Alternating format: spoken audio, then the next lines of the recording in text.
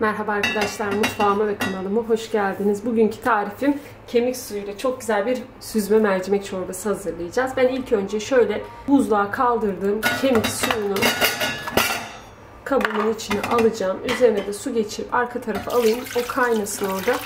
Üzerine de 1 litre su koyuyorum. O arkada kaynarken ben hemen burada mercimeğimi kavuracağım.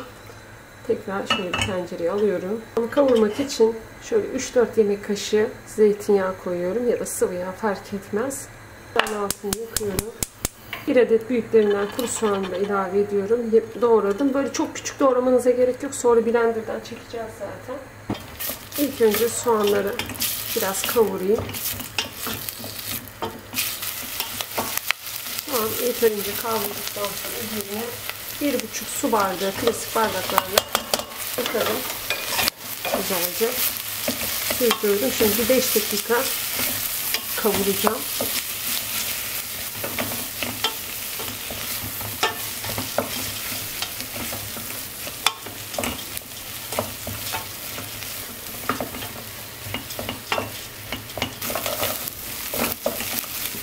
Kavrulduğu yeterli artık. Arkadaki suda kaynadı.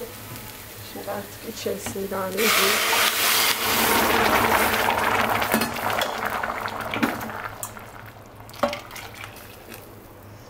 Bir litre su, 2 bardak kadar da et suyu ilave ettim. Sizlerin et suyu yoksa ona göre su ilavesi yaparsınız. Şimdi birazcık daha su katacağım ben buna arkadaşlar. Suyu az olacak.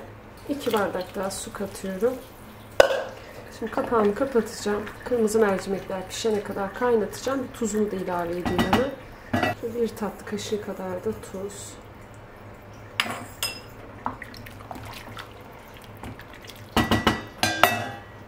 Kapağını yarım olacak şekilde kapatayım. Altını açayım. Kaynamaya başlayınca altını kısacağım. Kırmızı mercimekler pişene kadar pişireceğim. Sonra üzerine tereyağıyla bir un kavurup ilave edeceğiz.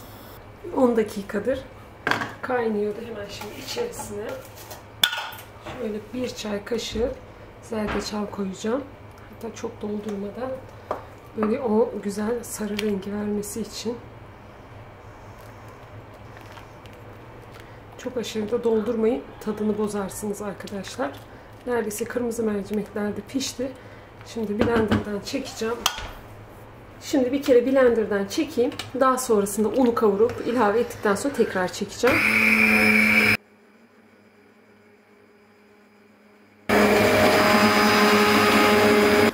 Şimdilik yeterli. Bir kere daha çekeceğim. Bu burada kaynasın. Hemen yan tarafta tereyağıyla bir un kavurayım. Şöyle uygun bir tavayı ocağıma alıp altını yakıyorum. Şöyle 1 yemek kaşığı dolu dolu tereyağı. 2-3 yemek kaşığı kadar da sıvı yağ ilave ediyorum.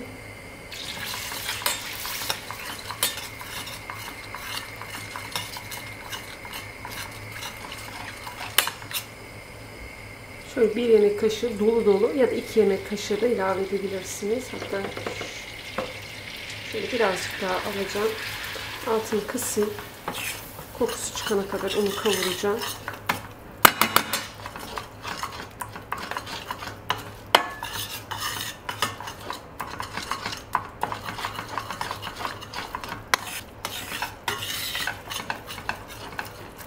Yeterli artık. Bu kadar kavruldu. Ocağın altını kapatıyorum. Onu içine ilave ediyorum.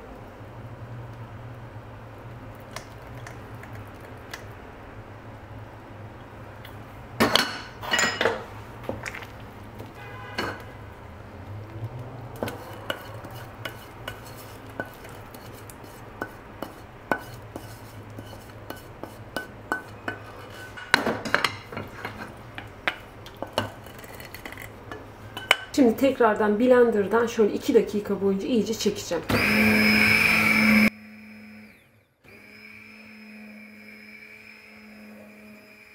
Yeterli artık. Bu çorbayı blenderdan çektim. Şu üzerindeki köpükleri alacağım. Müthiş bir kıvam oldu arkadaşlar. Mutlaka deneyin.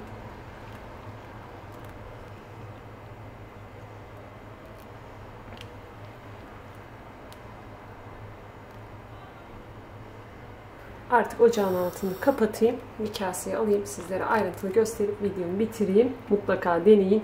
Böyle tam bir lokanta usulü bir çorba oluyor. Özellikle 2 yaşındaki kızım bu çorbaya bayılıyor arkadaşlar. Hem de böyle kemik suyuyla çorba yemiş oluyor. Kaseye alıp videomu bitireyim.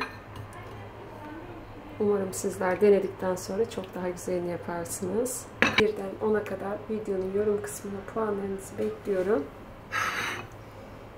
Eğer kanalıma abone değilseniz bu videodan sonra abone olabilirsiniz. Bir dahaki videolarda görüşmek üzere.